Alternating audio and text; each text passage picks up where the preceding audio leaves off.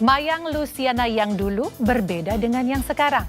Pasca oplas hidung, dagu, dan mengoreksi bentuk gigi dan gusi, banyak netizen yang menyebut dirinya semakin mirip dengan almarhumah Vanessa Angel, kakak kandungnya. Namun Mayang menolak cuma jual tampang hasil permakan di industri hiburan karena ia bisa menyanyi, memainkan alat musik, dan yang terpenting punya manner hingga layak mempresentasikan sejumlah brand ternama. Benarkah dalam tempo setahun Mayang mampu membeli apartemen dan mobil mewah secara cash?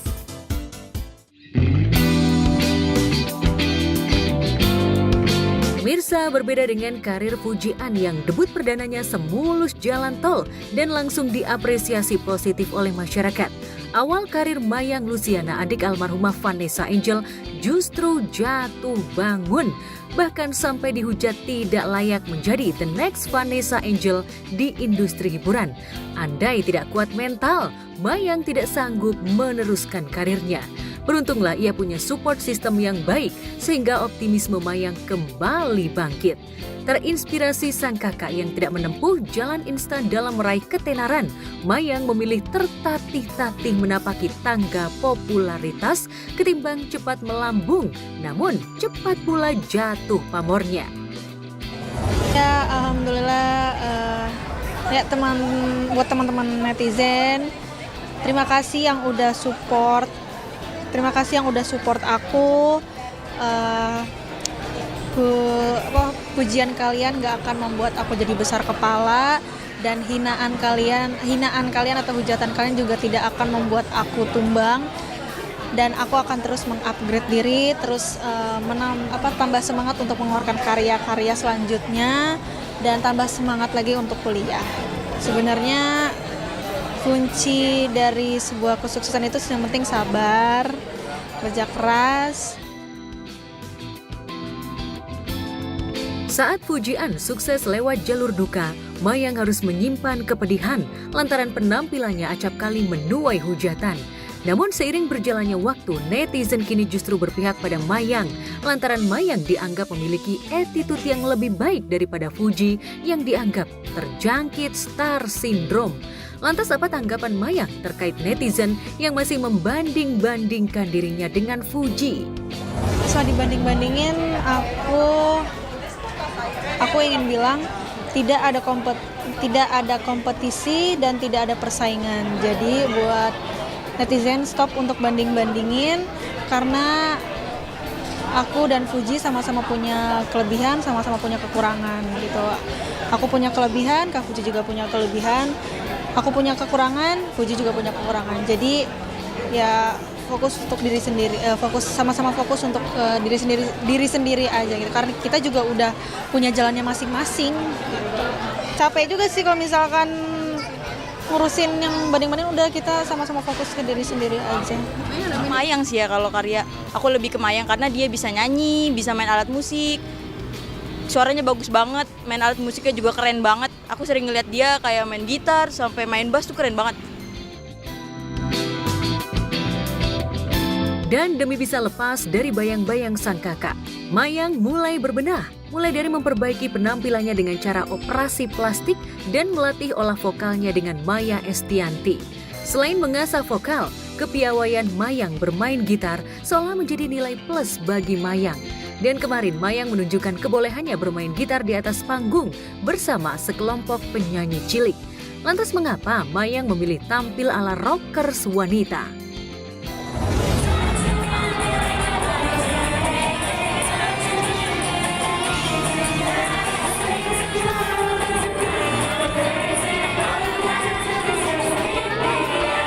Pemirsa, jadi aku udah sampai di stage dan ini aku masih di samping dan mau cek sound dulu sebentar, nanti abis itu baru naik ke atas panggung.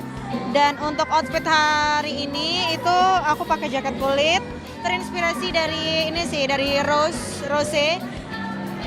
dari video klipnya dia yang APT, itu kan dia pakai jaket kulit juga, karena nanti aku juga bakalan bawain lagu APT Bruno Mars featuring sama Rose, sama aku bawain lagu Kanen Rock, jadi aku cuma nyanyi satu lagu aja. Kan ngikutin dari ini video klipnya Rose kan gitu hitam-hitam.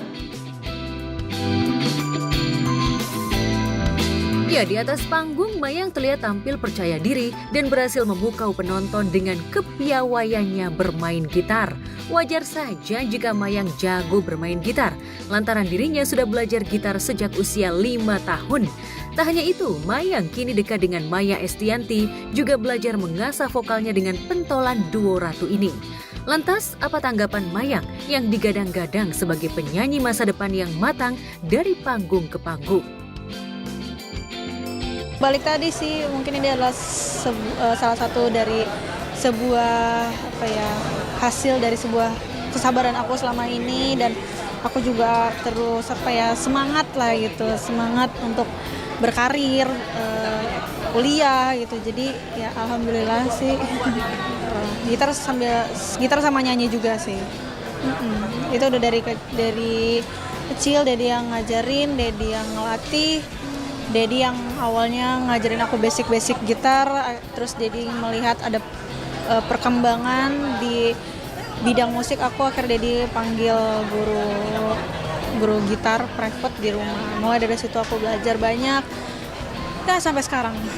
Mayang ini kan memiliki talenta yang cukup kuat di dunia seni. Dia bisa bermain musik, dia main gitar dengan baik, tapi dia juga adalah penyanyi dengan suara yang materi suaranya itu bagus sejak awal. Jadi tinggal dipoles lagi. Kalau dia mau terus maju, berkembang, dan saya kira apa yang kita lihat hari ini dibanding yang dulu terhadap Mayang, hari ini dia jauh lebih berkembang. Dia bisa menunjukkan skill musikalnya dengan baik, dia nyanyi bagus, dia main gitar bagus. Tinggal satu lagi menurut saya, Mayang, untuk bertahan di dunia hiburan ini adalah dia menambah kemampuannya, skillnya bisa menulis lagu. Jadi bikin lagu sendiri, sehingga dia bisa bermain gitar, memainkan lagu sendiri, dan dia nyanyi sendiri. Itu jauh lebih keren. Kalau itu dia lakukan, dia akan meninggalkan jauh Puji kemana-mana. Karena bisa menulis lagu lebih baik, dia bisa ngalahin Agnes Monica. Karena Agnes juga belakangan ini baru menulis lagunya sendiri. Di usianya yang menginjak 21 tahun, karir Mayang pun semakin moncer. Bagaimana tidak, selain banjir tawaran off-air, dirinya juga banjir endorse. Tarif endorse Mayang pun digadang-gadang lebih tinggi dari Fuji, mencapai 3 digit untuk brand ternama. Bahkan dari hasil endorse, kabarnya Mayang berhasil membeli apartemen dan mobil mewah. Terus ya alhamdulillah lah bisa buat DP rumah. 10. Enggak. Berapa ya? 3 digit lah. Tidak selalu juga followers yang tinggi. Artinya peluang Mayang bisa lebih hebat, lebih tinggi dari Fuji. Apalagi tadi dengan segala kelebihan tadi. Dia anak kuliah, terus dia punya skill main gitar, nyanyi bagus, terus attitude-nya menarik. Kalau attitude-nya nggak menarik, nggak mungkin dia bisa bekerja di kantor DPR. Pasti anggota DPR atau kesekjenan nggak akan mempekerjakan orang yang attitude-nya nggak menarik. Karena itu kan kantor yang dimana jadi pusat perhatian di dunia politik Indonesia. Jadi masih muda, terkenal, dan memiliki banyak uang, membuat gaya hidup Mayang pun berubah. Mayang kini kerap berlibur ke berbagai tempat baik dalam negeri maupun luar negeri, bahkan berbelanja barang-barang branded. Namun Mayang bersyukur ada ayahnya yang sekaligus menjadi manajernya untuk membantu mengelola keuangannya agar dirinya tak boros dan bisa berinvestasi untuk masa depan nanti. Lantas mengapa Mayang lebih mempercayakan ayahnya untuk menjadi manajernya? Sih pasti Dedi selalu ngingetin juga, karena kan aku kadang kalau nggak diingetin juga aku boros kan, karena aku jujur anaknya juga suka shopping gitu, pengen beli ini pengen beli itu, terus tapi Dedi selalu ngingetin kayak menahan aku untuk tahan, jangan terlalu boros, disimpan dulu uangnya, ditabungin dulu uangnya untuk kamu nanti beli rumah, beli mobil. Aku tabung sih, kalau ya hasil-hasil endorsan, hasil-hasil job of air pasti aku tabung untuk masa depan aku juga. Gen untuk beli gitar sih, karena gitar itu kan juga sebagian dari hidup aku lah gitu, karena aku secinta itu sama musik nih. Kalau ngaku aja nih logo musik nih, karena ya menurut aku beli gitar itu juga investasi buat aku, karena kan aku suka perform, jadi aku kadang kalau misalkan perform juga nggak mungkin pakai gitar itu terus kan, pengen ganti-ganti.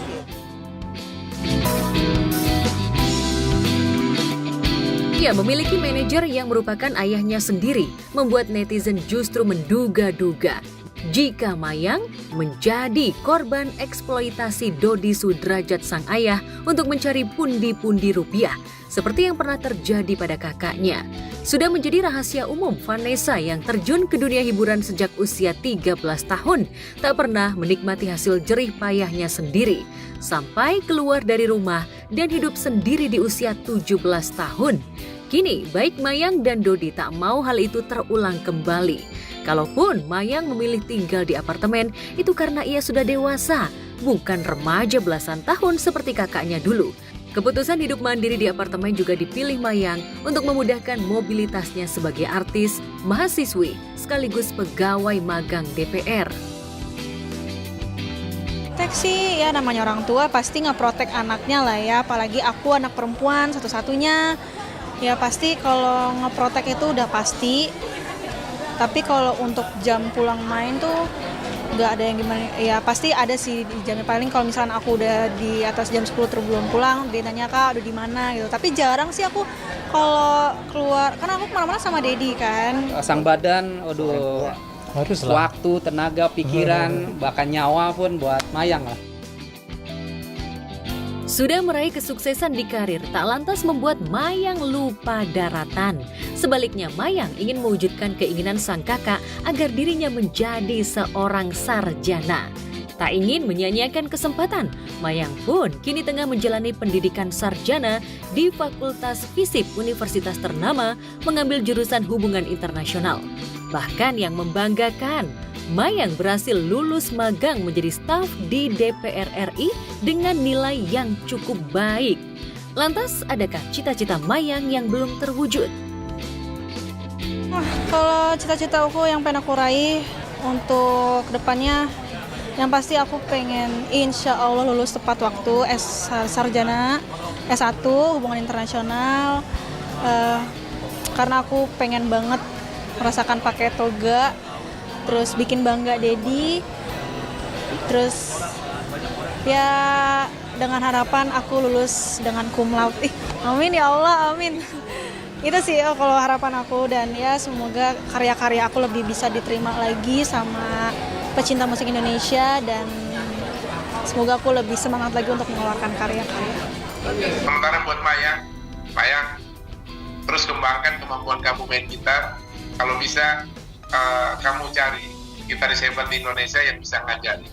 Saran saya sih kalau lihat cara kamu main gitar, kamu bisa belajar sama Topati ya. Biasanya artis seperti Topati itu masih punya banyak waktu, karena dia bukan artis yang siang malam ada di konser mana gitu, tapi mereka punya potensi musik yang baik.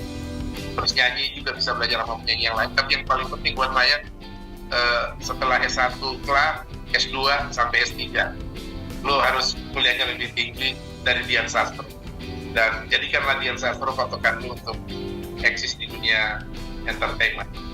Itu akhirnya dari dia ngelakuin kayak main gitar gitu, itu mungkin hobi dia, dan itu positif banget menurut gue juga contoh orang yang suka ngedengerin orang main alat musik kayak gitu. Jadi bagus lah, dia udah nggak mau ngikutin tekanan dari ayahnya, dia lebih fokus ke ngejar hobinya. Mungkin dia ada goal sendiri. Semoga dari dia main hobi kayak gitu, orang tuh mandang dia jadi positif lah, nggak negatif yang kayak dulu-dulu gitu, tekanan dari ayahnya.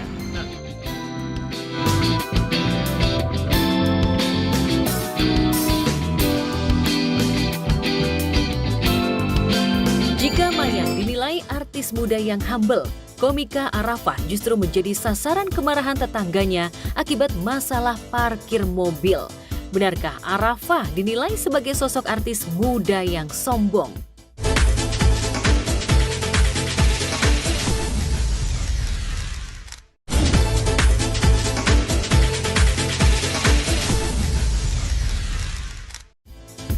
Soal mobil mewah, komika Arafah Rianti tak kalah dari Mayang Luciana dan Pujian. Aset properti Arafah pun lebih fantastis. Namun usai gencar pamer rumah mewah yang dibeli secara cash di kawasan elit Jakarta Selatan, komika Arafah Rianti kabarnya tidak disukai warga sekitar. Setelah didamprat tetangga karena parkir mobil mewahnya parkir sembarangan di jalanan kompleks, kabarnya Arafah didatangi RT setempat karena belum lapor pindah datang pasca menempati rumah itu bersama Halda Rianta adiknya.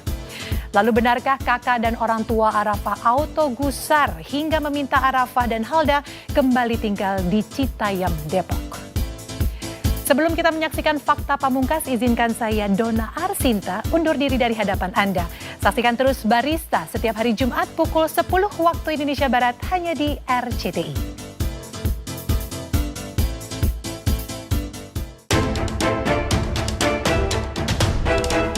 Pemirsa, Arafah Rianti, komika ternama tanah air, tengah menjadi perbincangan hangat di media sosial. Hal itu usai insiden cekcok dengan para tetangganya terkait parkir 3 mobil miliknya. Ia sampai menangis gara-gara debat mulut dengan 5 bapak-bapak, gara-gara dituding parkir sembarangan di jalan perumahan, sehingga mempersempit area lalu lalang di sebuah klaster eksklusif di kawasan Jagakarsa, Jakarta Selatan itu. Insiden Arafah nyaris dikeroyok 5 kepala rumah tangga itu pertama kali mencuat setelah unggahan Instagram story adiknya Halda Rianti yang menunjukkan Arafah yang menangis usai kejadian tersebut. Menjawab insiden dengan tetangganya lewat unggahannya di media sosial fotonya yang sedang menangis usai dilabrak tetangganya. Dia mengaku ketakutan dan sedih sehingga akhirnya memilih meluapkannya ke publik. Arafah Rianti kemudian menceritakan awal mula penyulut masalah antara dia dan tetangganya. Akibat konflik dengan tetangganya, ia harus memindahkan salah satu mobil miliknya ke rumah lain di Depok. Itu klaster, jadi emang klaster kecil banget. Jadi semua tetangga situ misalnya mau taruh di depan jalan, ya boleh-boleh aja, asal nggak ngalangin jalan. Cuman ya posisi di aku itu emang kayak depan rumah aku juga pengen di mobil lagi. Jadinya kalau mobil kita dua-duanya di depan rumah kita itu tuh nggak bisa keluar gitu. Bukan karena kayak nggak bisa parkir di jalan ya, soalnya bukan jalanan umum kok, emang jalanan buat jalan buntu juga. Kemarin tuh pas mediasi ya udah kayak ya udah sih emang nggak ada yang salah nggak ada yang benar ya, jadi kayak ya gimana sih, orang panas gitu sih, aku juga takut gitu, namanya juga cewek gitu kayak jam 11 malam gitu jadi ya aman aja sih menurut aku. Arafah Rianti kabarnya tidak disukai oleh warga sekitar setelah didamprat tetangga karena parkir mobil mewahnya sembarangan di jalanan komplek. Kabarnya Arafah didatangi RT setempat karena belum lapor pindah datang pasca menempati rumah itu bersama Halda Rianta adiknya. Katanya mobilnya udah dibawa ke Depok sekarang. Ya saya nggak tahu dah kalau iya. Ya, emang kalau dia lapor aja gitu ya ke RT, bukan saya mau dihormatin, bukan ya kan, kalau ada apa-apa kan enak. Iya. Lapor ada belum, udah sekian tahun, pas ada permasalahan baru nyari ke RT. Iya, sekarang tapi nggak pernah laporan Pak? Nggak pernah. Selama tinggal di situ? Iya. Ya pemirsa, saat ini saya berada di Jagakarsa, Jakarta Selatan, di mana di belakang saya ini adalah kediaman dari Arafah dan juga komika Indonesia, di mana baru-baru ini tengah viral karena dengan kabarnya ia diduga telah memarkir mobil di depan halaman rumah tetangganya, sehingga para tetangganya menegur dia mungkin karena tidak nyaman dengan beberapa mobil Arafah yang berada di depan halaman rumahnya, sehingga membuat mobilisasi warga sekitar terganggu, dan pada akhirnya Arafah pun juga sempat bertemu dengan beberapa warga yang ada di sini. Dan saat ini salah satu mobil dari Arafah sendiri sudah dibawa ke salah satu rumahnya yang berada di Depok, Jawa Barat. Menurut Satpam di kompleks perumahan tempat tinggal Arafah, komika berusia 27 tahun itu tidak pernah hadir saat diundang pertemuan dan tak kunjung mengirimkan perwakilannya untuk membahas permasalahan tersebut. Kalau lihatnya sih jarang sih, di jam balik adanya mulu yang ada di situ. Nah, ada. Kalau Arafahnya sih kalau saya lihat sih sombong, nggak pernah negol. Ya gitulah. masuk aja. Nggak pernah bergaul sama warga. Nggak. Kurang ya, kurang bersosialisasi sih sebenarnya. Abangnya doang sih yang sering negor, ngasih makanan lah atau minuman. Ya kalau adiknya enggak. Oh dia nggak pernah bergabung ke lingkungan, kebetulan karena mungkin orangnya sibuk ya, jadi dia jarang berbaur sama kita gitu. Datang, masuk, tutup, ya udah gitu aja. Jadi kita cuma sekedar oh itu ada rumah Arafah di situ orangnya. Ya begitu deh. Kagak, gue tuh bocahnya introvert kayak ya udah kalau nongkrong ya nongkrong, kalau kagak ya tetangga. Aku juga emang privacy banget gitu. Jadi kayak ya aku kalau diajakin badminton mah ayo aja gitu, tapi kan ya gimana gitu lu nongkrong sama orang yang nggak sepantaran sama lu. Mager gak sih lu? Kayak gue juga mager. Kalau saya yang langsung lihat sih sosoknya ya baik sih, ramah gitu. Nah, tapi kalau menyumbang kayaknya ada ya, pernah denger juga sih. Sementara itu, sosok lain Arafah Rianti juga diungkap ketua RT setempat. Dan benarkah Arafah termasuk warga komplek cuek soal iuran sampah? Saya sendiri yang mengelola sampah dengan teman-teman dengan iuran yang diberikan umpamanya 800, itu benar pas 800. Kalau memang Mbak Arafah nggak bayar pasti otomatis akan berkurang ya. Beliau sendiri saya belum pernah ketemu ya dengan Mbak Arafah itu sendiri. Namun sekarang saya sudah pernah koordinasi dengan manajernya bahwasanya hal-hal atau berita-berita yang lalu itu sudah tidak ada lagi karena sudah musyawarah. Soal mobil mewah, Arafah Rianti tak kalah dari Mayang Luciana dan Fujian. Aset properti Arafah pun lebih fantastis. Memiliki kanal YouTube dengan 1 juta subscriber, penghasilan Arafah dari YouTube-nya cukup fantastis. Berdasarkan perhitungan Social Blade, Arafah diperkirakan mendapatkan penghasilan kurang lebih 1 miliar per tahun. Jika dihitung dalam jangka waktu per tahun, Arafah bisa mendapatkan 5,4 miliar per tahun jika video yang dibuatnya ditonton banyak viewers. Penghasilan Arafah bikin iri pihak lain karena dari konten YouTube dan endorse di Instagram, penghasilannya melebihi pendapatan Fujian dan Mayang Luciana karena subscriber dan followersnya lebih banyak. Sekali perform, Arafah meraup 50-100 juta untuk setengah jam tampil. Hasil pendapatannya itu ia investasikan ke bisnis PlayStation dan kos-kosan. Tapi lu juga misalkan di entertainment udah nggak ada juga, bisnis lu jalan mah tetap kaya-kaya aja lu. Kalau jalan, lu nggak boleh kayak gitu tahu. Kan sekarang tapi jalan, tahu? Iya. Lu tuh seakan-akan kayak bisnis lu lagi nggak jalan. Iya, cuman kan kita nggak tahu 5 tahun ke depan kayak mana. Nama saya Ifdal, kakaknya Arafah. Arafah bagus, dia rajin menabung. Terus dia pinter buat usaha, muterin duitnya dia pinter bang. Iya emang ini dari dulu kita kan dunia rental bang ya. Dari sebelum Arafah naik juga emang rental di rumah, dulu rumahan masih kecil. Nah dia punya duit, dia buka lah yang seperti ini yang gede. Nyoba yang ada AC-nya, yang nyewa 3 lantai. Baru kita mencoba ini bang. Iya turut ambil. Kita yang ini semua, yang handle ibaratnya.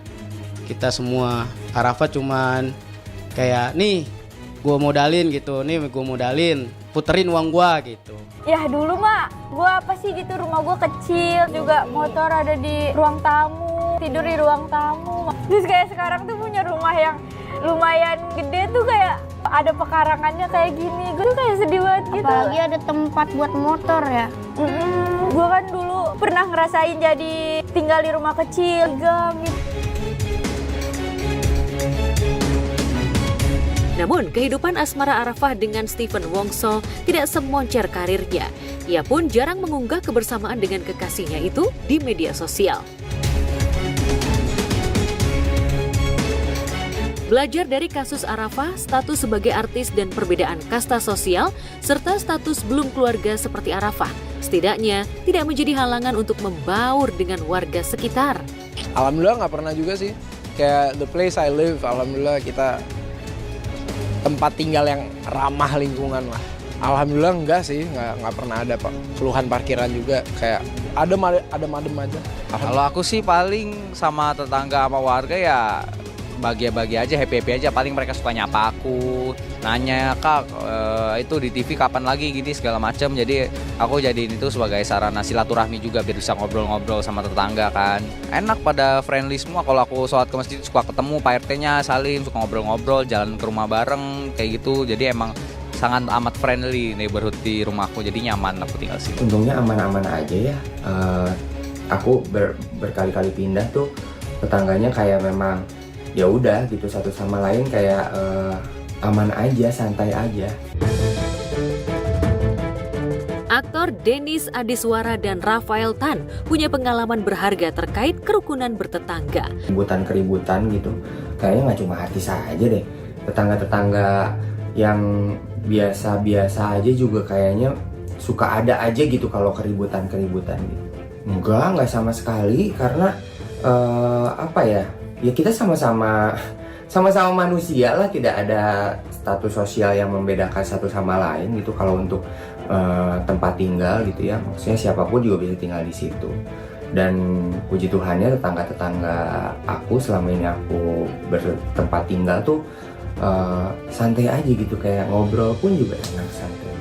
Lebih humble aja, lebih ingat lo dulu kalau nggak ada mereka juga lo bukan siapa-siapa gitu ya sih. Oke, Abang pernah ngalamin kayak di tempat ini sih, karena harus apa segala macam. Gue nggak pernah nganggep beban, cuman mungkin ada beberapa ekspektasi di mana orang taruh ke gue. Jadi kayak ya udahlah, wajar, itu job desk gue gitu. Jadi kayak misalnya gue nggak pernah marah direkam atau difoto dari jauh gitu-gitu, karena ya itu job desk gue. Ketika ada tetangga yang mungkin menyepelekan kita atau mungkin memandang rendah kita, buat saya cuekin, saya diemin. Mungkin teman-teman di luar sana bilang, kan Mas enak gitu hidupnya. Enggak.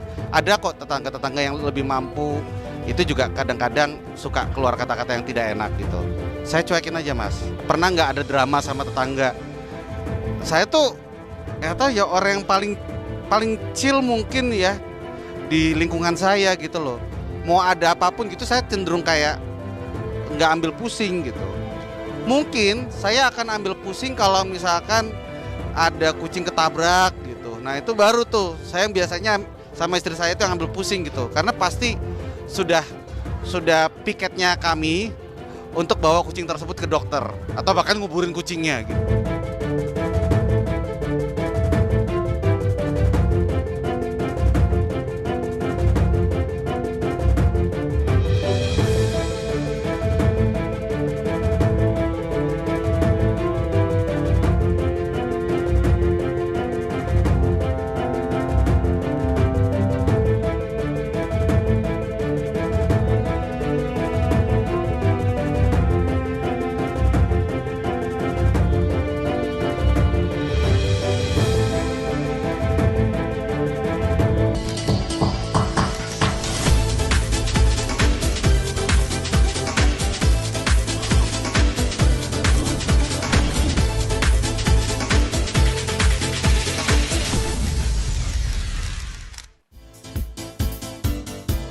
Fujian Mayang Luciana, adik ipar dan adik kandung almarhumah Vanessa Angel, selalu dibanding-bandingkan netizen.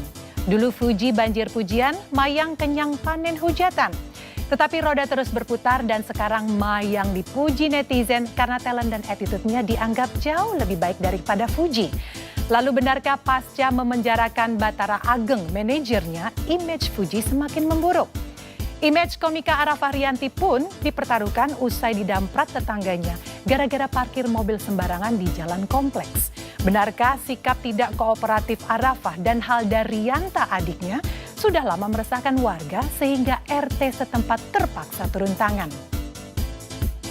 Bersama saya Dona Arsinta, kita akan menyorot gaya hidup dan kontroversi serta persaingan 3 artis muda potensial, Fujian, Mayang Luciana, dan Arafah Rianti. Pemirsa, inilah berita artis ternama Barista.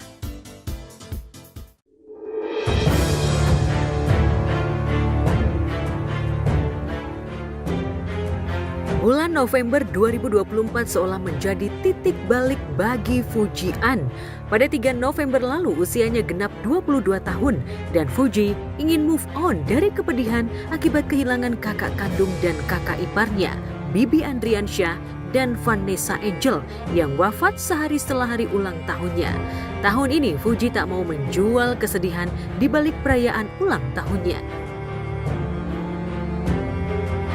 Ya, seperti lagu November Rain. So, never mind the darkness, we still can find a way.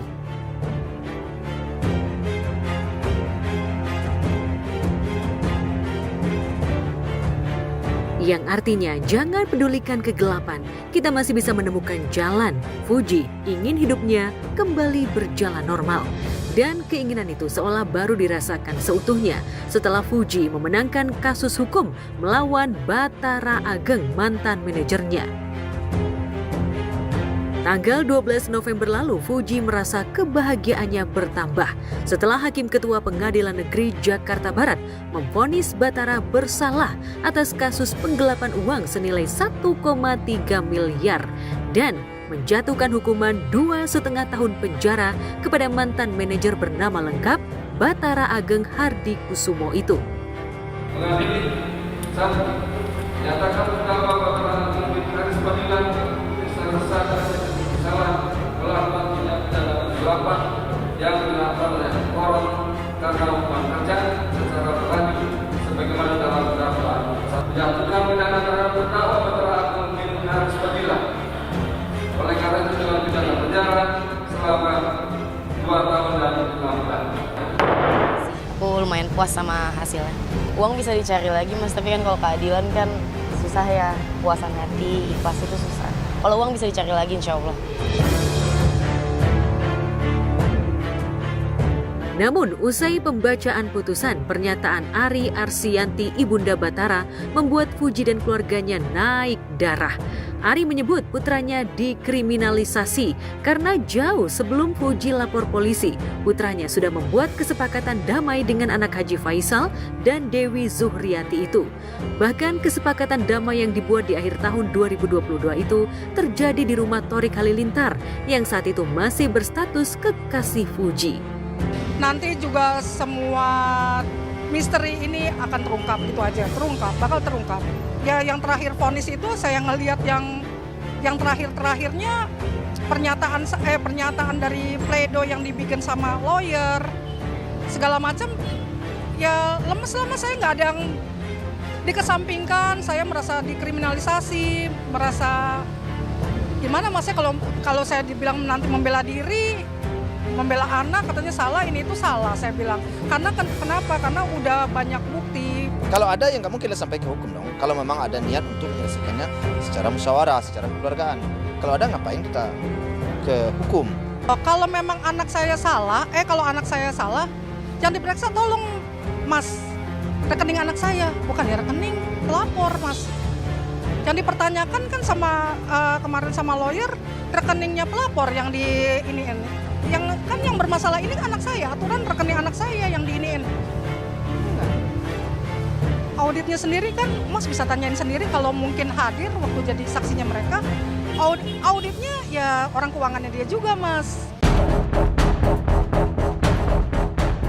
Isi kesepakatan menyebut setelah menyerahkan uang dan aset senilai 500 juta kepada Fuji, Bathara akan mencicil kekurangan sesuai termin. Namun, kesepakatan itu diduga dilanggar oleh pihak Fuji sendiri. Usai menjenguk Bathara di rutan Salemba, Ari Arsianti mengungkapkan jeritan hatinya kepada tim Star Pro. Kebenaran makanan kesenangannya dia itu ayam sama padang. Nasi padang. Tadi sempat ngobrol apa aja Bu kita? Ya dia bilang Bu paling nggak dia tadi bilang kirim salam buat masnya, buat orang media. Kecewa pasti karena dari awal bikin surat untuk perdamaian, penandatangannya di rumah mantannya dihadiri 4 orang saksi. Nah, dari 1,3 M yang udah dikembalikan sebenarnya berapa sih? Kurang lebih iniannya ya hampir 500, tapi yang jelasnya itu waktu di rumah mantannya itu langsung ditarik. Kalau saya mempertegasnya di rumah mantannya itu sebesar 204 juta langsung ditarik. 204 juta, Mas. Oke, tadi sudah bilang 500. Hampir 500 karena berupa cicilan. Jadi cicilan itu dari bulan Desember langsung ditarik itu anak saya ini nyicil di bulan Januari sampai Juni 2023. Tapi ya itu yang jadi masalahnya saya. Kenapa perjanjian itu dibilang dari 2022 Desember sampai dengan Juni 2023 itu, Mas, yang jadi persoalan saya. Ya kalau soal itu saya tidak tahu persis ya, tapi secara mendalam banget tidak ya, tapi rasanya apa ya? Iya, belum pernah rasanya, tapi Allahu alam lah ya. Belum pernah, saya juga enggak 100% lah terlalu menerima atau mengetahui hal itu. Ya, ada 4 orang yang menandatangani kesepakatan damai antara Fuji dan Batara. Selain mereka ada Thorik dan Dery Regar. Sayangnya setelah putus dari Fuji, Thorik seolah tak mau berurusan lagi dengan tetek bengek yang menyangkut Fuji. Sehingga ia tak bisa menjadi saksi yang meringankan Batara.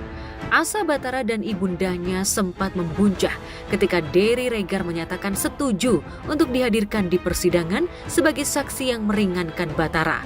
Namun, di detik terakhir tiba-tiba Dery Regar batal membela Batara dan berbalik pasang badan membela Fuji.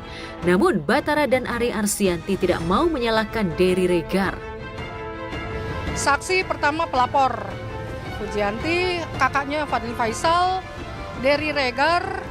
Ya, 4 orang saksi itu ya antara lain pihak pelapor, kakak, pihak orang keuangan, sama satu lagi sebenarnya itu yang saksi yang meringankan buat saya sebenarnya.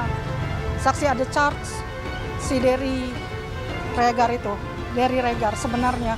Tapi karena kemarin dia ada yang nggak ngerti lah ya, ada apa? Ada ya mungkin nggak ngerti lah sampai dia bilang berhalangan ini itu. Aku nggak bisa Tan, ya udah sampai aku menghadirkan pihak ada chart itu dari adikku sendiri karena yang mengetahui persis gitu gimana jalan cerita kronologisnya gitu aja Mbak. Sekarang gini Mas ya, waktu ditanya sama hakim juga dia udah nggak mau Mas, dibikin RJ juga nggak mau, dari mulai Polres nggak mau ya, maksudnya kita masa memaksa Mas. Jadinya memang udah nggak ada komunikasi. Iya udah nggak ada komunikasi karena dari awalnya juga dia memang udah nggak mau. Ditahan sejak Juni 2024, Batara lebih sedih karena tak bisa menjaga ibundanya yang mulai sakit-sakitan. Meski merasa dijauhi teman-temannya yang juga satu circle dengan Fuji, Batara berusaha untuk tabah. Ia enggan mengajukan banding karena sudah lelah menjalani proses hukum. Kadang-kadang banding itu juga nggak ini Mas. Ya kemarin kan pihak lawyer juga yang memperkarakan dalam hal ini sebenarnya memang kasusnya sebenarnya harusnya. Karena ada utang piutang, udah ada surat perdamaian dalam arti pihak sana yang bikin tapi pihak anak saya nggak bikin, harusnya sih ya media bisa tahu lah ya. Itu jadi apa perjanjian itu apa hukum perdata lah jatuhnya, bukannya pidana. Dan ya udah kita lanjut menjalankan hidup kita, lanjut kerja lagi, lebih hati-hati lagi dan lebih baik lagi pasti. Itu aja. Terkait vonis bersalah yang dijatuhkan majelis hakim, Batara memang sudah menduganya. Dulu 3 tahun lalu saat bersedia mengawal karir Fuji di lini manajer, Batara tak pernah membayangkan akan dipenjarakan oleh mantan talentnya sendiri. Terlebih, Fuji adalah adik dari sahabatnya Fadli Faisal. Batara yang lebih dulu punya kolega di industri hiburan karena pertemanannya dengan Junia Robert, Cinta Brian, Adisti Zara dan lain-lain berhasil mengupgrade Fuji dari gadis biasa yang meroket lewat jalur duka menjadi selebgram dan pendatang baru terbaik tahun 2022 silam. Meski popularitas Fuji juga dikatrol oleh pamor Thorik Halilintar, Batara cukup berhasil membranding image Fuji di mata produser dan pihak endorsement. Berkat Batara, Fuji laris manis menjadi brand ambasador. bintang iklan sejumlah produk, bahkan main film layar lebar. Kenapa sih Adam? Karena dia ngasalin, bikin gue emosi. Ingat, lo masih pacar gue. Jangan senyum-senyum deh sama Juna. Ayah, bunda, kalau aku pacaran sama Amora boleh nggak? Apaan sih? Enggak ya, bercanda orangnya. Mau serius?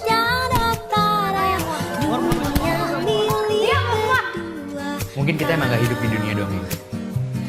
Tapi boleh kan? Aku jadi pangeran terus jadi jodoh kamu karena sepatu.